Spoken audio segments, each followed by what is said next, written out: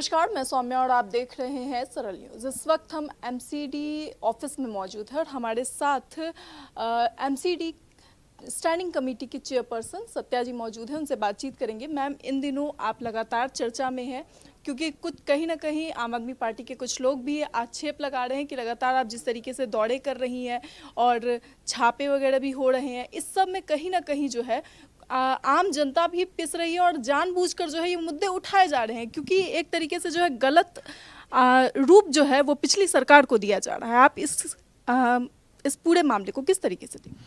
देखिए, जैसा कि आपने कहा कि आप जगह जगह दौरे कर रही हैं, तो दौरे करना तो अच्छी उसकी निशानी है कि मेरे पास जो जिम्मेदारी है उसको लेकर मैं संवेदनशील हूँ, उसको लेकर मैं आपके हर जोन में जा रही हूँ। तो दौरा करना मेरा उद्देश्य ये है कि वहाँ की साफ़ सफाई व्यवस्था बनी रहे, वहाँ पर जो एंक्रोचमेंट है वो नहीं होना चाहिए और वहाँ के पार्षदों को होने वाली दिक्कतों को हम सुलझा सके।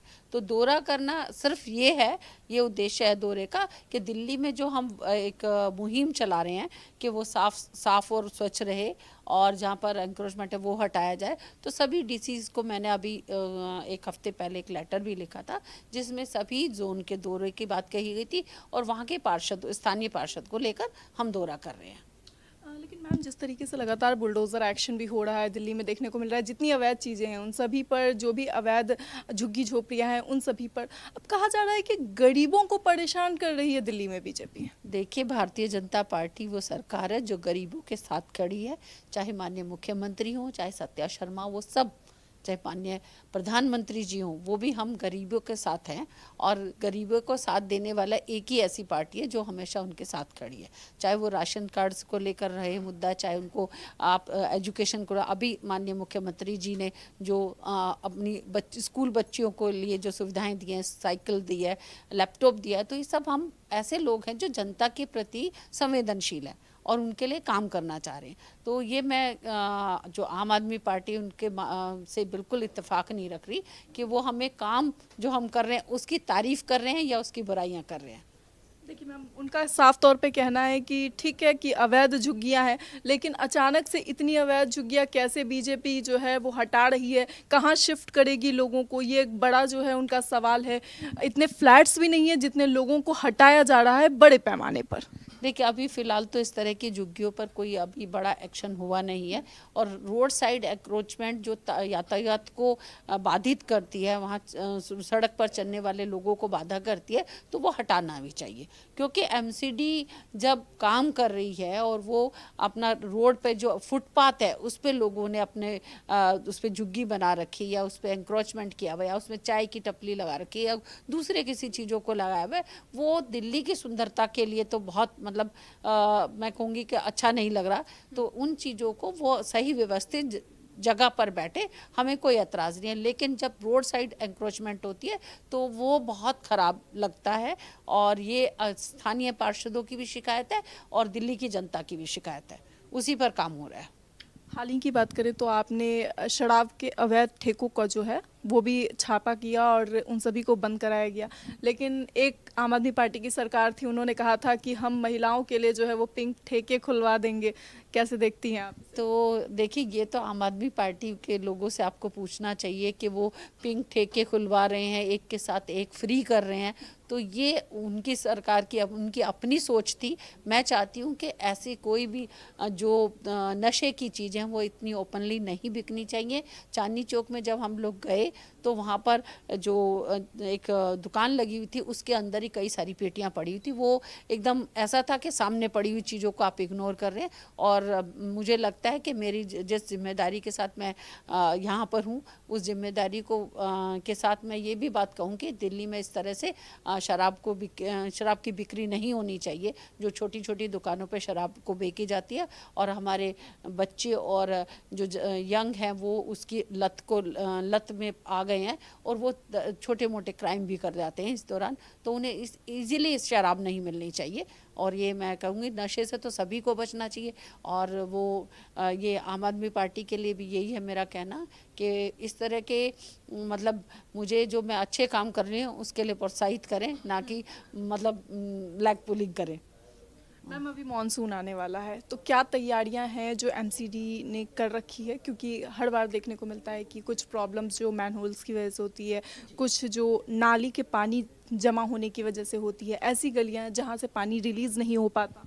देखिए अब हमारे जैसा कि आपने कहा मानसून अभी स्टार्ट हो जाएगा कुछ 1 महीने के बाद, लेकिन हमारी तैयारी उसके लिए पूरी तरह से है। दिल्ली सरकार भी जो पीडब्ल्यूडी और जल बोर्ड के वो रेगुलर नालों की सफाई और सीवर की सफाई में लगी हुई है, और सभी जोनों को ये दिशा निर्देश दिया गया है कि वो अपने अपने वार्ड में जो उनके नाले हैं, जो एमसीडी के नाले हैं, उनकी रेगुलर सफाई करें। और हमने पीडब्ल्यूडी को भी लेटर लिखा है जिसमें रेगुलर अपना मानसून की जो पहले से सफाई है वो होनी चाहिए, ताकि हम बरसात में जो मौसम का मजा ले सकें, ना कि रोड साइड पानी भरा देखें।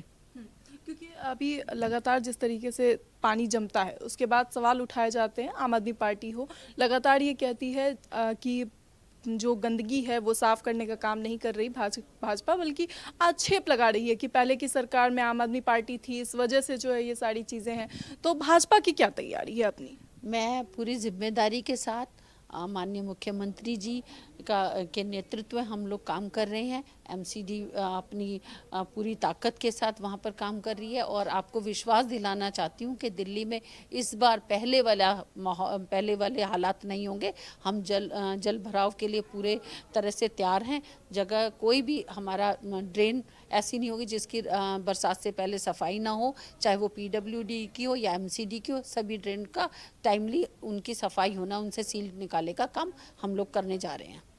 मैम अभी क्योंकि 13 महीने हो चुके हैं लगभग इस सरकार को आए हुए, दिल्ली में बदलाव के बाद से क्या चीज़ें हुई है जो जनता को जानना चाहिए, क्योंकि चीज़ें जो है वो जनता तक सही से पहुंच नहीं पाती है। क्या आप थोड़ा सा जो है बताना चाहेंगी किन सिस्टम्स पे जो है काम कर रही है सर? मैं देखिए आपको ध्यान दिलाना चाहूँगी कि 13 महीने गुजरने के बाद दिल्ली पे आप देखेंगे हमारी माननीय मुख्यमंत्री रोज़ाना कुछ ना नए काम दिल्ली की जनता को सौगात देने हैं। अभी जैसे बसों को उन्होंने अपनी नई बसें आई हैं, और आप देखेंगे कि अभी स्कूल की बच्चियों को साइकिल देने दिया है उन्होंने। कल कई पुरानी डेट में उन्होंने एक साइकिल देने का बच्चियों को, जो स्कूल में 10वीं क्लास की बच्ची हैं, स्कूल किसी वजह से नहीं पहुंच पा रही हैं, तो उनको स्कूल का साइकिल दी गई है।